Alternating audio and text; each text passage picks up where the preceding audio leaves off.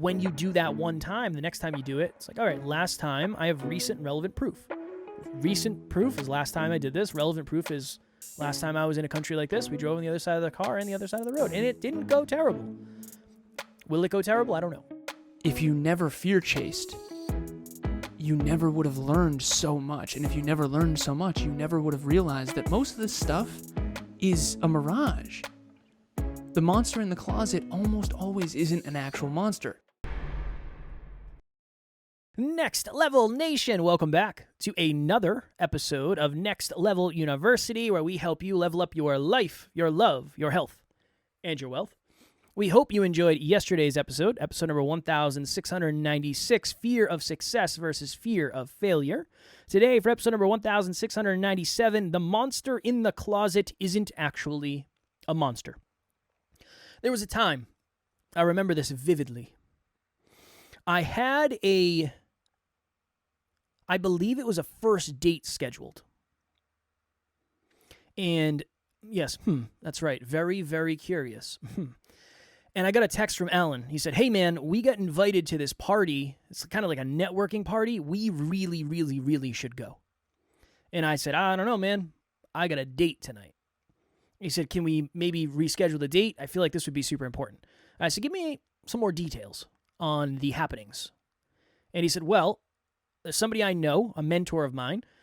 There's this like party on this island down at Cape Cod, like a private island party.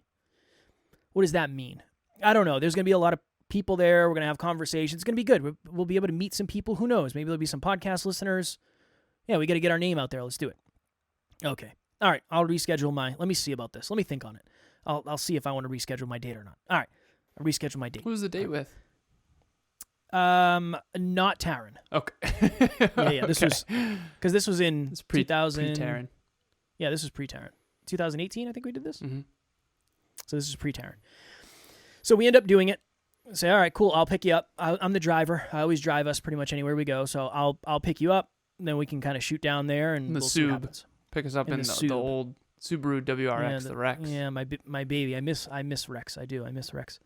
So we drive down, and Alan's like, yeah, so no worries. Don't worry about it. But when we get there, there's going to be like, we're going to have to go through kind of like a check-in, and we're going to have to give them the password. And I said, what do you mean password? He said, well, it's like a private island. So you have to give a password to get through the gates. I said, okay, sure. So we pull up. Hello, friend. We're here for the party. What's the password? Whatever it is. Nintendo 64. All right, cool. You're in. Nintendo 64. You're in. Real quick. Yeah. Which do you like better, the BMW or the Rex? Two very different vehicles. The Rex was very loud and very, not smooth. It was bumpy, it was loud, it was noisy. There was very little technology in it. It was a pain in the butt to drive long periods in traffic because it was a stick. The BMW is more of like an instrument, so it depends. I miss driving the Rex in the snow because it was so fun to drive that in the snow, but I don't miss having to shift and all that stuff. So probably BMW. Nice. Scarlett. Scarlett is her name. Thank you very much. Ah. So we get to this party. We park outside. And at this point, I'm terrified of all of these things. So I have that moment of, all right, we're here. Now I need to work up my second layer of courage to figure out what is going to happen when we get into the party. And then, naturally, Alan leaves me at some point. What is that going to be like? So we go in, and I think we spent some time together. But I just go for the food.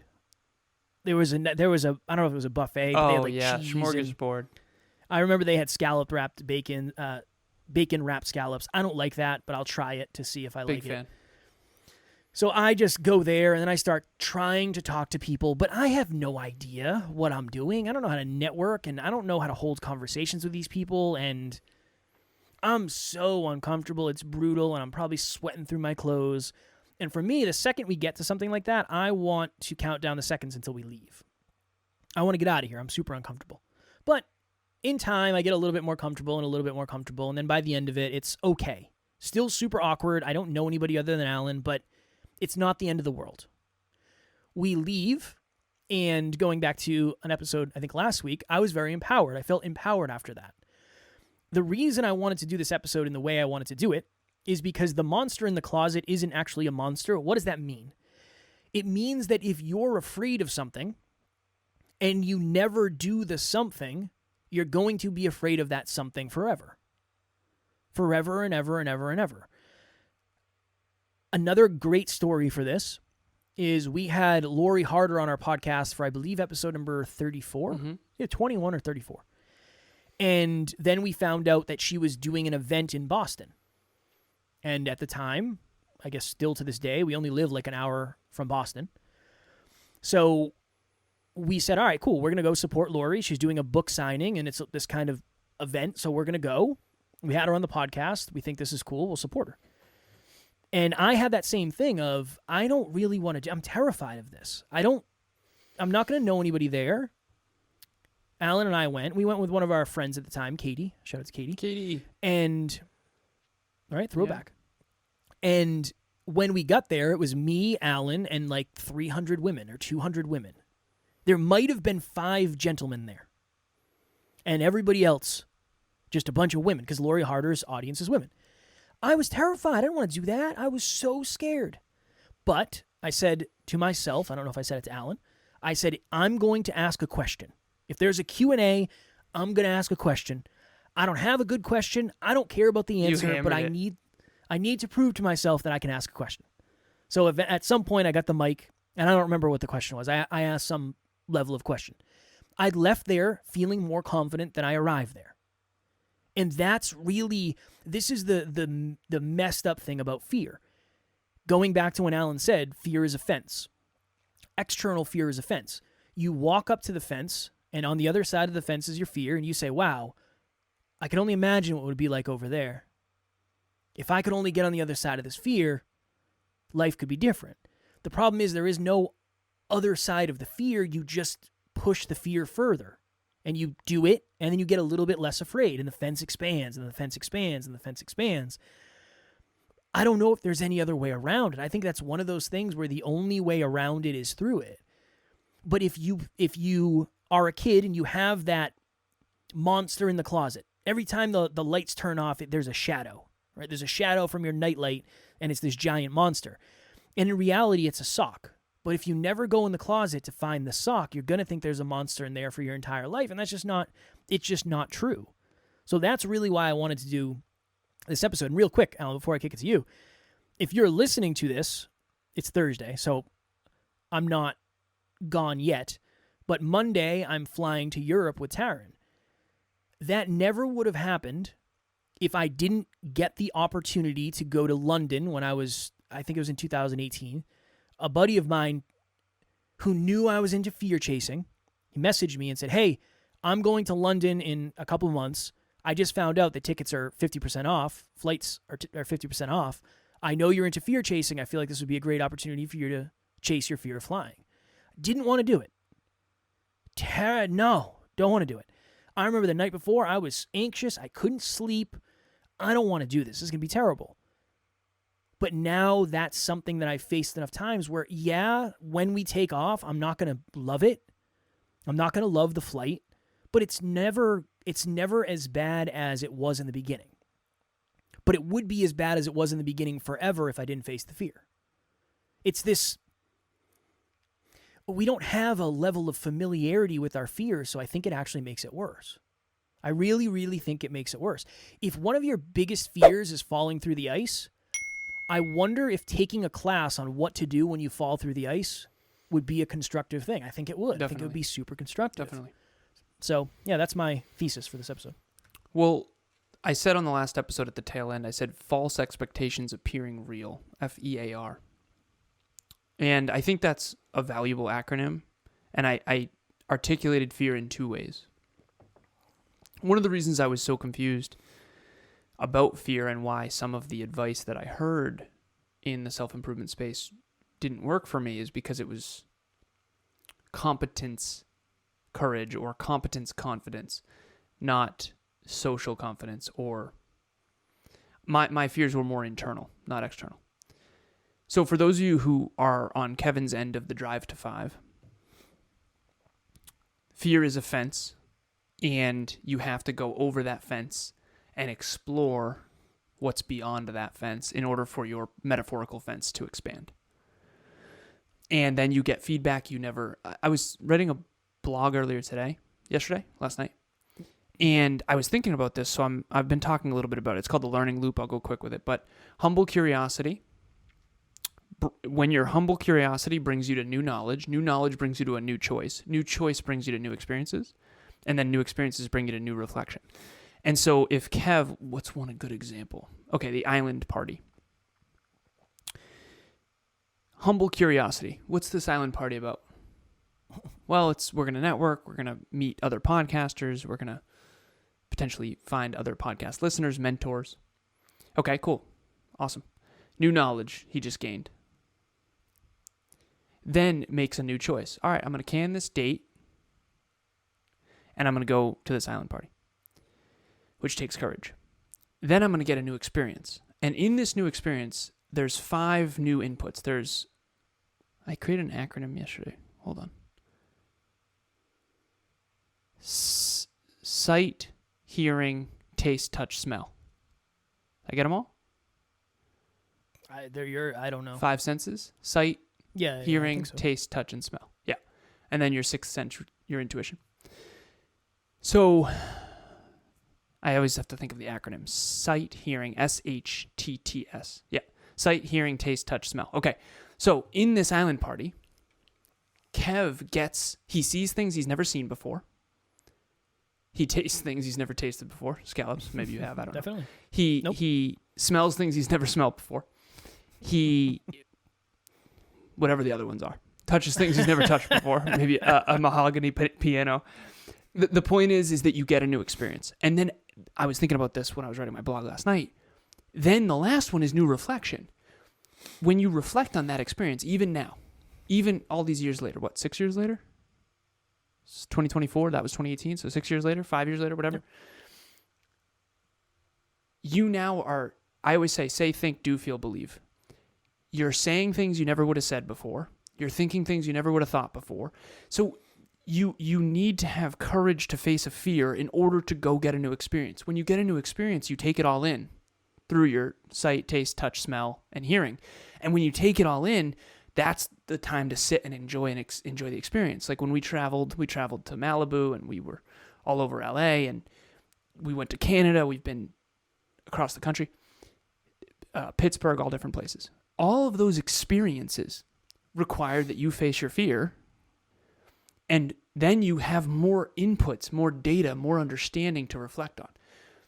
Not more understanding, but more data to reflect on. And then when you reflect on it, it brings you right back to humble curiosity, and then back to new knowledge. And so we don't always think about it like this, but I think a lot of the parents out there will resonate with this. What was it recently? Oh, Emilia had this really cute moment. So she took chemistry. She took Mandarin back in college instead of chemistry. And I said that was a huge mistake. Nothing against Mandarin. But to me, chemistry is the study of matter. It's critical. If you don't know any chem, you kind of don't know how most things work. Not most things, but a lot of things. Okay, so forgive me for my engineering brain.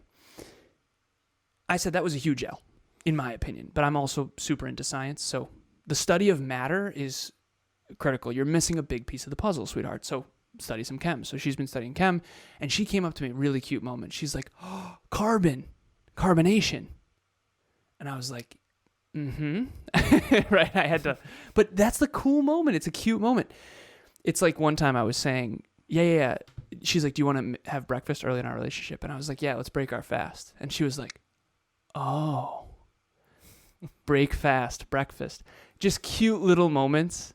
All of us have those. All of us have those cute moments where we learn something new. We make a connection we never had before. Oh, that's why they call it that. Memetics, meme on the internet. I'll never forget this. Memetics and genetics are spelt the same way with an M instead of a G. Memetics means M-E. I used to wonder, why isn't it M-E-E-M? That it's Mimi? What's going on here? Oh, memetics is a mind virus.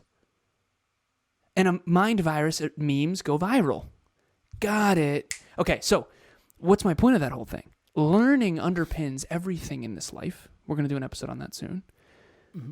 And if you don't face your fears internally or externally, if you don't cross that fence, you don't get new experiences. You don't get new understandings. You don't get new things to reflect on. You don't get new taste, touch, smell, whatever. You don't get anything new. You basically are in a box. I remember before, there's a reason why life is set up this way. You don't teach a 7-year-old how to reel in a tuna fish. I used to deep sea fish when I was a kid. My stepdad would take us out. I couldn't bring in a marlin because I was too small. And so what we need to understand is that just because I'm 35 and Kevin's 34 doesn't mean we don't still need to go have new experiences. But here's the problem. We'll never have new experiences if we don't face fears. If you never went to London, if you never went to that island party, if you never went to the mall with Amy back in the day, that's another story. If you never fear chased, you never would have learned so much. And if you never learned so much, you never would have realized that most of this stuff is a mirage. The monster in the closet almost always isn't an actual monster. Now, here's the kick. Here's the problem. Sometimes it is. Sometimes it can be, yeah. It's every bit as scary as you thought it was going to be. And sometimes it actually can be dangerous. 99.9% of the time, the thing you're afraid of isn't actually dangerous. If I could just inject one thing into all my clients, all the listeners, 99.9% of the things you're afraid of aren't actually physically dangerous. And ironically, some of the things you're not afraid of are wildly dangerous. Like getting in your car every day is statistically the most dangerous thing you can do. One more story real quick. So, as all the listeners know, Kevin and I are occasionally grabbing fast food. Emilia and I, we went to the track Thursday night, Friday night, this past weekend. Late last week or the weekend. I forget which day. I think it was Saturday night, actually. Beautiful night. We're going to go to the track. I'm going to time my mile. I got to figure out where I'm at. Ended up, there was people on the track. We were like, you know what? We're going to go to the backfield. McDonald's is right nearby. Of course. So we use the app. Boom, boom, boom. Curbside pickup. She ends up saying, I don't know, I get a little triggered when people come up behind the car. And I said, well, let's unpack it. Let's unpack that irrational fear. Almost all fear is irrational.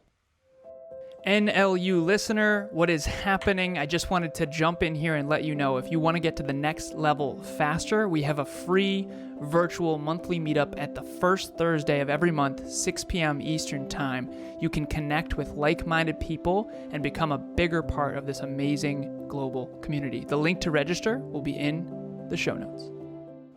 I joke about snapping turtles. Super scared of them. I was buried in the sand when I was a kid, and a snapping turtle was put right near my face. Scariest thing ever. Couldn't get out of the sand. It was probably claustrophobia came from that too. I couldn't get up out of the sand. I should never have been buried.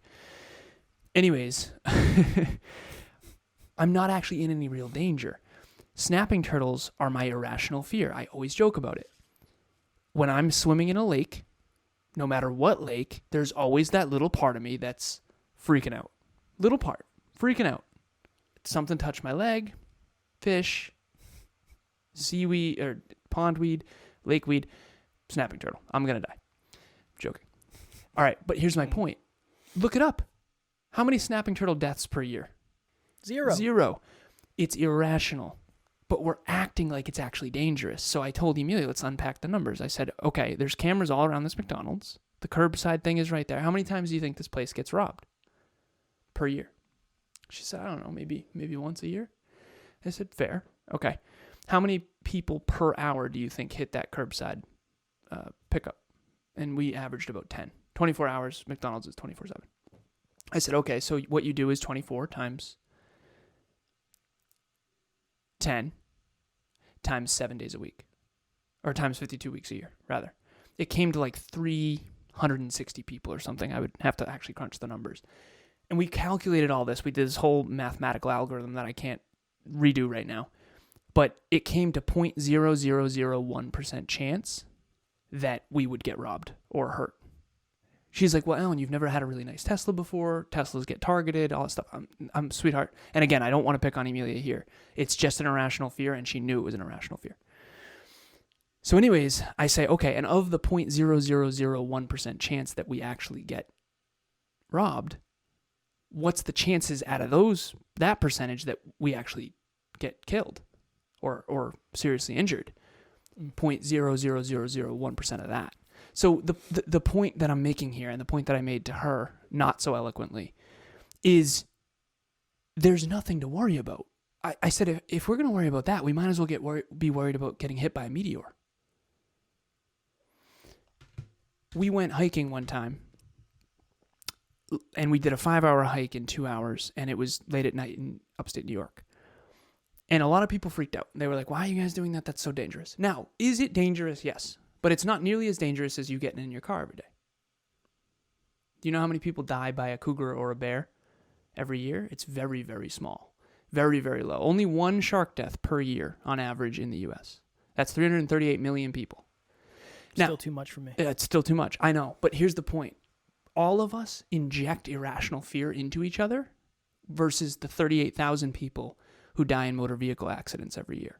So you get in your car every single day and you think nothing of it, but that is literally statistically 10,000 times more dangerous than what I did on that mountain. But the truth is, people don't think rationally. People think very irrationally and emotionally, and that's okay. All humans are emotional creatures. But whatever your fear is most likely wildly irrational, and if you overcome that, there's so much for you on the other side. There's everything. Everything is on the other side. Everything that you're not allowing yourself to have is on the other side. But you do need a moment or many moments of courage. Depends. It depends. And here's the other thing. Then you can start to expand that. So I used to be very afraid. I still am. I won't say I used to be. I'm afraid to speak in public still to this day. Less than ever, but I'm still afraid. And I am afraid of flying. I spoke on stage.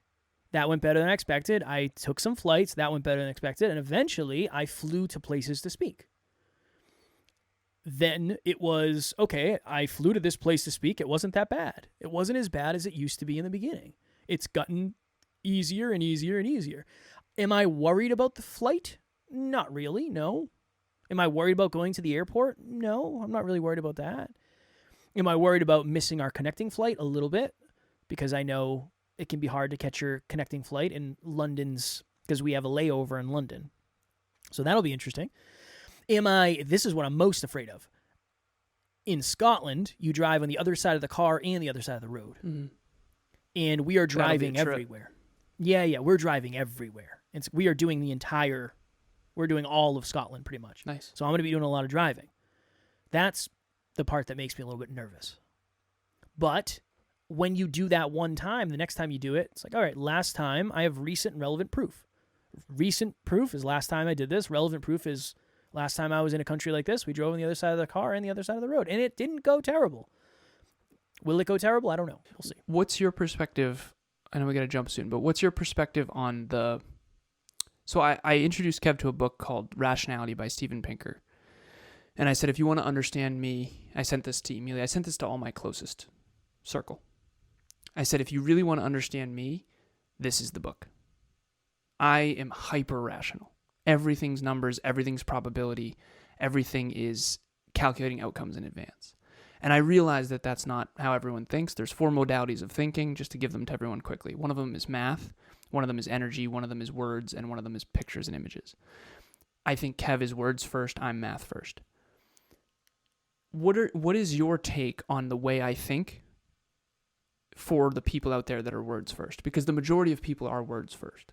Words and images are the 2 most popular modalities of thinking. It just doesn't make sense. It doesn't make sense to, again, from my perspective, to not worry about, I don't know, to not be afraid of things that are scary because of numbers. That. Can we let's do the plane thing real quick? So yeah, please. Your chances of physical danger in a car are, I don't know, what, 1 million times more likely than in a plane. Statistically speaking. Fair. That doesn't matter to you? No, because statistics are based on things happening. So if it happens, then the statistics will change a little bit. Okay. What are the odds of winning the lottery? I don't know, 1 in 10 million. It depends on the lottery. How many people play the lottery? 50 million? Many. Probably. So Way more than the odds of winning. Fair. But okay, my argument is those 50 million people are betting on 1 in 10 million odds. So if it would make sense. But wouldn't you argue that that's unintelligent? I would argue that it's the likelihood of you winning is very low. But people still do it. Yeah, because I think they're trying to purchase hope. Well, I think they're and thinking I understand to that too. I didn't want to come off poorly on that, but I think you're trying. I grew up with people who play the lottery all the time. FYI, but I think they're trying thinking to to themselves, hope. Or somebody's going to win. Somebody's going to win. I might as well take a shot. Buy 5 tickets.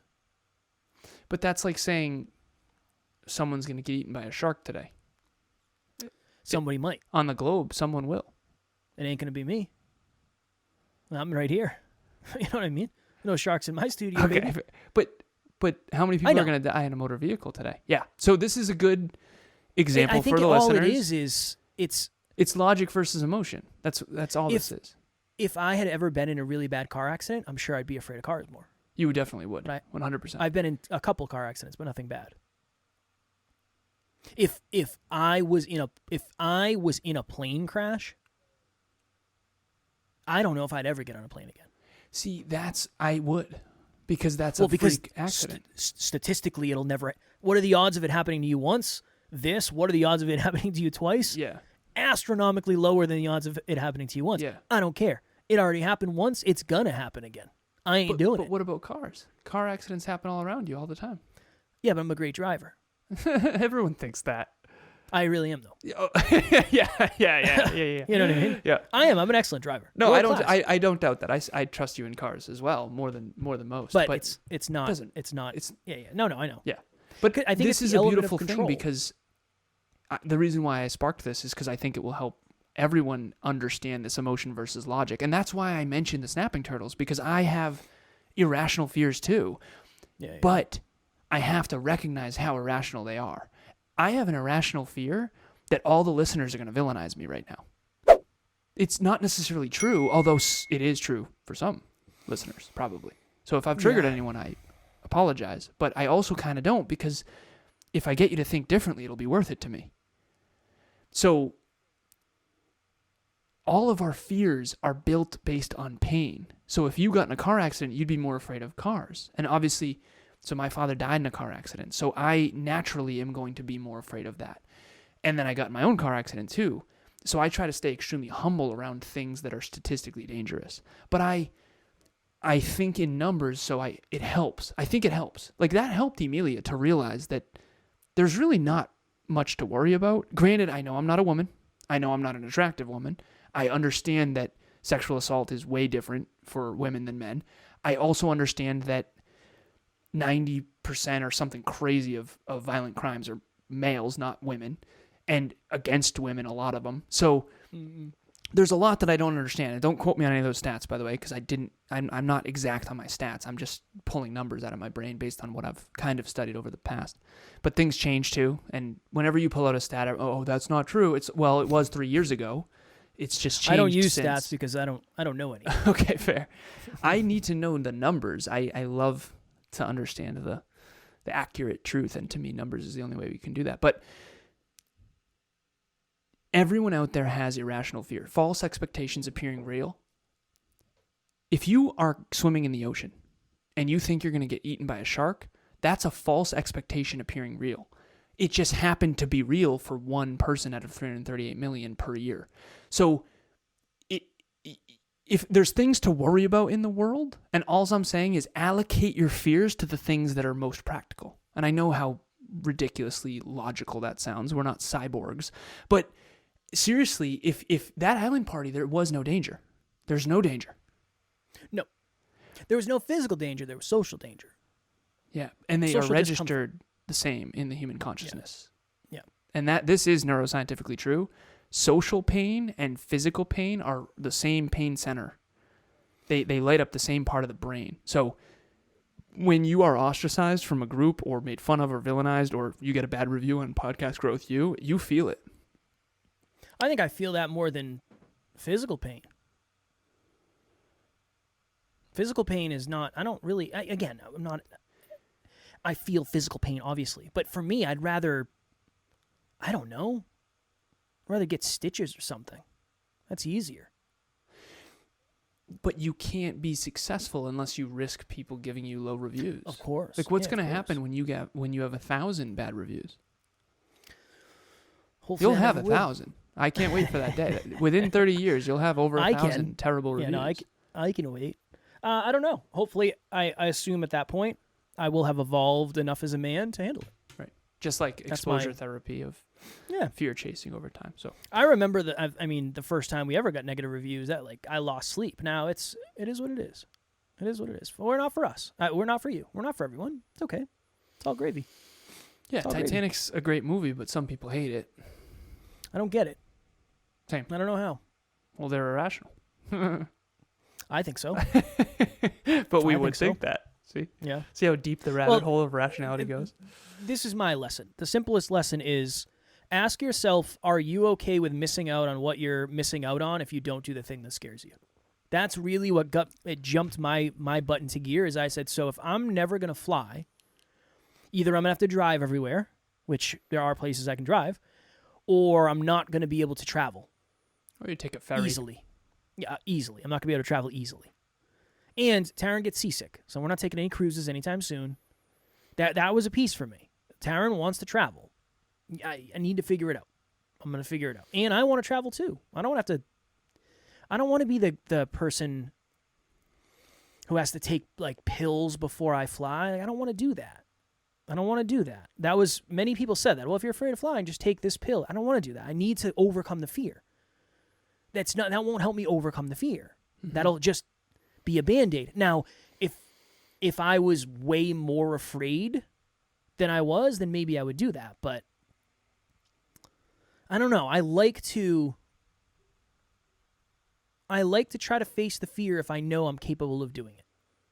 And I don't like to have guardrails if possible, because then I don't feel then I know it's not real. I know I'm reliant upon something else. And I think that's just not for me necessarily. Yeah, and this goes back to our last episode of fear of failure versus fear of success. If you want to grow toward your dreams and goals, you're going to have to face the fears.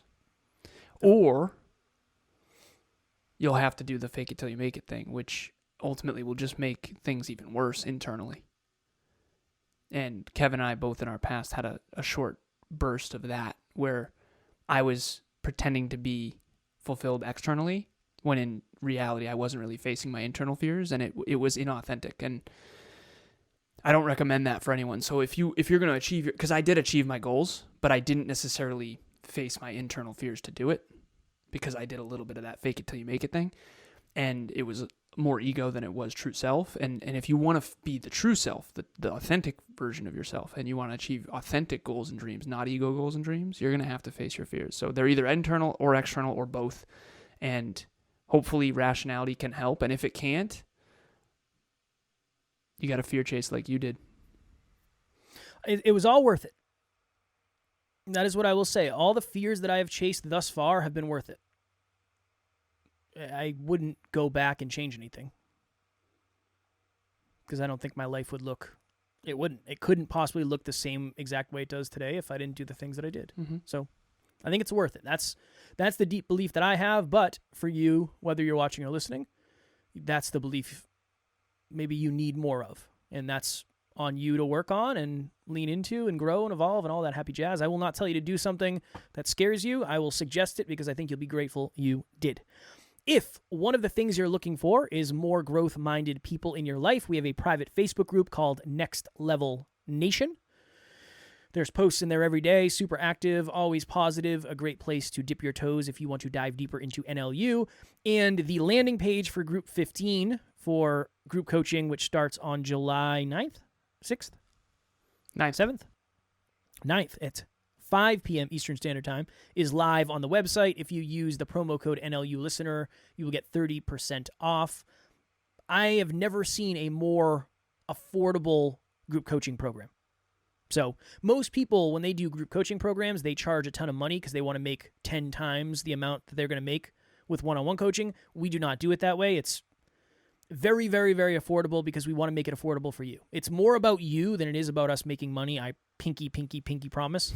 So if you're interested, we'll have the link in the show notes as well as the promo code. Tomorrow, for episode number 1698, it's Freestyle Friday. As you know, for Freestyle Friday, we don't know what we're going to talk about until we talk about it, and then we'll tell you what we talked about.